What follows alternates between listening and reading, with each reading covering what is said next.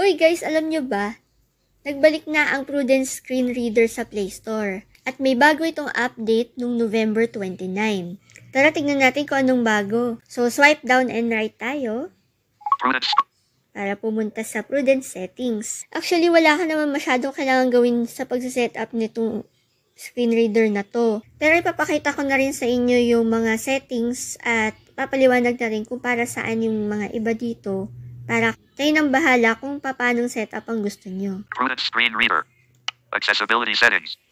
So, ang una yung accessibility settings. Not sure lang kasi sa ibang brand ng phone. Pero kasi sa mga Samsung phones, dito na-activate yung shortcut para mas madali mo matuturn on and off si Prudence. Kasi kapag dinouble tap ito, mapupunta ka dun sa accessibility settings mo dun sa phone mo. So, kayo na pong bahalang mag-set up niyan kung ano man yung kailangan nyo or kung ano man yung maaaring gawin base dun sa phone model nyo. TTS settings. Next ay yung TTS settings. So, ito na ipakita ko na to sa mga nakakaraang videos kung gusto mong baguhin yung boses ng yung screen reader. Kasi may isang voice din na inad dito si Prudence, yung eSpeak. Tapos may mga iba siyang available voices na nakikita lang siya kapag naka-online ka. Pero pwede mo siyang pagpilian. Dito mo na rin mababago yung bilis tsaka yung pitch ng iyong screen reader. Verbosity details. So, itong verbosity details, ito papasukin natin. May mapagpipilian kapag dinouble tap mo to. Cancel. Element description order. Yan, element description. Unchecked name, type, state. So, yung unang pagpipilian ay yung name, type, or state. Pwedeng sasabihin lang niya yung item, tapos kung radio button ba siya, kung checkbox ba siya, tapos kung naka-check ba siya, or selected ba siya. So, Checked state, name, type. sa akin naman, mas pinili ko yung state, name, and type para sasabihin agad niya kung naka-check ba, kung selected ba yung item na yun, tas kung ano yung item yun, at kung anong type siya. Kung checkbox ba siya, kung radio button, yun. Unchecked type, name, state. Yung pangatlo naman, yung type, name, and state. So, mauuna ko ng type kung checkbox, tapos kung anong pangalan ng item, tsaka kung naka-check ba siya. Yun. So, kayo nang mamili kung alin dyan ang preferred nyo. So, kung alin man dyan mapili nyo, double tap nyo lang. Cancel button. So, cancel tayo since napili ko naman na yung item ko dyan. Element description order. State, name, type, speak usage hints. Off switch. Speak usage hints. Ito sa mga beginner, magiging helpful, pero sa mga sanay na, magiging maingay na to. Kasi sasabihin niya kung double tap to activate, or double tap and long press, ganon. So, nasa sa inyo na yan kung i-on nyo yan. Pero sa akin, off yan. Speak list and grid info. Off switch. So, speak list and grid info. Sasabihin niya kung pang ilang item siya sa list. 4 of 5. 3 of 10. Halimbawa, ganon. So, nasa sa inyo yan. Kung gusto nyo pa rin naririnig yung ganong infos, on nyo siya. Pero kung maingay siya para sa inyo, off nyo lang. Always speak number of list items. Off switch. Ganun din, kung pang ilan siya sa list. Parang 1, tapos yung item na yon 2, item na yun, ganun, sasabihin niya. So, kung mas gusto niya yung ganun, on mo siya. Pero kung hindi, hayaan mo lang siyang naka-off. Speak element type. On switch. So, speak element type. Ito yung kung ang natapatan ba ay button, kung radio button siya, checkbox, yun. Yun yung sabihin ng element type. Speak window title. Off switch. Speak window title, kung halimbawa napunta ka sa may nabuksan kang application, sasabihin pa niya kung anong window title nun. So, nasa sa inyo kung gusto nyo pa naririnig yun every time na may maglilipat kayo, kung may dialog box na biglang nag-pop out, sasabihin din niya yung title ng window na yun. So, sa akin, naka-off lang siya. Kayo nang bahala kung i-on nyo yun sa inyo. Capital letters. Say capital. On switch. Tapos, ito sa capital letters. Pag gusto nyo na, halimbawa, nagta-type kayo, I'm not sure kung pag nagta-type lang ba or typing or reading siguro to. Kung gusto nyo sinasabi nyo na capital letter yon, i-on mo siya. Speak element IDs. On switch.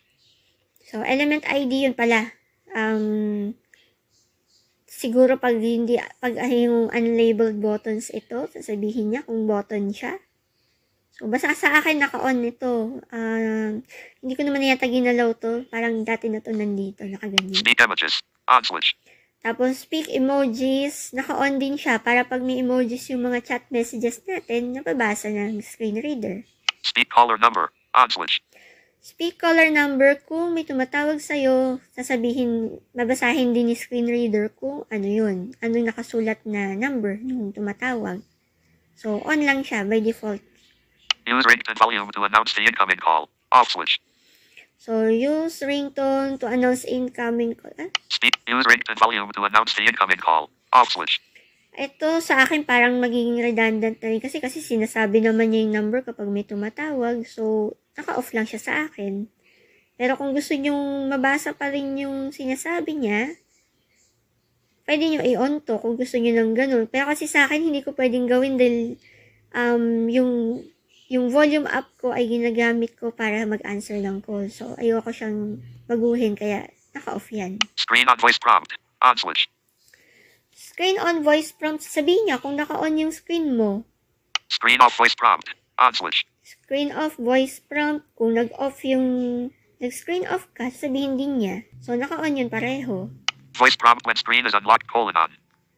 Voice prompt when the screen is unlocked. So, on din siya para kapag nag-swipe ka o kaya nag-type ka ng password mo, iyan na-notify ka ng screen reader kung na-unlock na yung screen mo. State, name, type. So, yun, nagbalik na tayo sa Speak usage start. hits. So, back na natin siya. After verbosity details is sound and vibration. So, una agad ay vibration feedback. Kung gusto nyo may haptic feedback habang nagsaswipe kayo or nag-activate ng buttons, i-on nyo siya. Pero sa akin, naka-off yan. By default yata naka-on yan eh. In-off ko lang. Audio ducking. Off switch. So, audio ducking, naka-off lang sa akin. Pero kung gusto nyo na, halimbawa, habang nagsasalita yung screen reader nyo, ay hihina yung background music nyo kung nagpe-play kayo ng audio, i-on nyo siya. Sound feedback. On switch. So, sound feedback, naka-on sa akin para may sound effects naman ako habang nagsaswipe. Ganyan. Pero kung naka-off ito, talagang purely speech lang ni screen reader yung maririnig nyo. Sound feedback volume. Match speech volume. So, sound feedback volume, kung gusto nyo magkatunog yung voice ng screen reader nyo tsaka yung sound feedback, nasa sa inyo na yan. Pagpipilian nyo na lang. Sound scheme. Sound scheme, ayan, parang naipakita ko na to din before.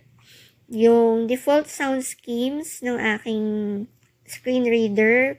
Sound effects management. Tapos sa sound effects management, dito yung kung gusto mong gumawa, mag-import, or mag-download ng ibang sound effects. Tapos yun ang gusto mong gamitin kung ayaw mo yung naka-default sa screen reader na to. Vibration feedback. Off switch. Ayan. Back. Notification settings. Next is notification settings. So, double tap natin. Permission to use notifications on switch. Permissions to use notifications, i-on nyo siya para magamit nyo yung mga features nitong notification settings na to. Customize reading notifications. Do not read notifications. So, customize reading notifications. Ang sa akin ay do not read notifications. Customize reading So, ito notifications. ang options niya. Check it or not read notifications. Sa akin, do not read notifications. Uncheck it only when screen is locked. Pag only when screen is locked, ibig sabihin kahit naka-off yung screen mo, magbabasa si Prudence nung incoming notifications mo. I-announce niya. Uncheck it only when screen is unlocked. Only when screen is unlocked, ito yung pag naka-open yung screen mo, tsaka lang siya may biglang papasok na new message from, ganyan. Kunyari, may ginagawa kang iba sa ibang apps, tapos meron kang pumasok na message, magno-notify siya sa'yo, sasabihin niya. Uncheck it off when the screen is locked and unlocked. Both when screen is locked and unlocked, so whether naka-off yung screen mo or naka-on, may bigla na lang magsasalita dun na kung may bago kang notification. So, kaya nga nasa sa inyo yan, kung gusto nyo yung ganun or Cancel button. kamukha lang din nung sa akin na napili ko. So, sa akin, don't read. So, parang mas okay sa akin na yung sound na lang ng notification yung naririnig ko kasi. Tapos guys, sa mga ganitong options pala, pag nakapag-select na kayo ng item, nakapag-check na kayo, swipe nyo lang, check nyo lang muna kung may okay or cancel button ha. Kasi baka mamaya, nag-check nga kayo tapos hindi nyo na okay button, hindi rin siya ma-execute. Customize reading notification. Cancel button. So, since meron naman akong pinilit, hindi ako nagpalit, cancel button lang yung nakalagay. So, cancel muna natin. Customize reading notifications. Do not read notification. Read post notifications. Off switch. Read those notification, hindi ako sure kung para saan talaga to. So, in-off ko na lang siya. Read the notifications one by one in queue. Off switch. Read notifications one by one in queue. In-off ko lang din siya siguro. Baka nag-work ito kapag yung inalaw mo yung notification reading na pag naka-unlock yung screen. Kayo na lang bahala mag-explore niyan kung sakali. Read the source of an incoming notification. Off switch. Tapos, read the source of incoming notification. Ayan, siguro sasabihin niya kung galing sa Facebook, galing sa Messenger, or sa anumang apps na ginagamit niyo. So, sa akin, naka-off lang din yan. Touch the screen to stop reading notifications. On switch. Touch the screen to stop reading notifications. In-on ko to kasi, halimbawa, gaya ngayon yung ingay ni Messenger na kapag may unread messages ka pa, ulit-ulit niyang binabasa. So, ito na lang yung naisip kong way para mapastop ko siya.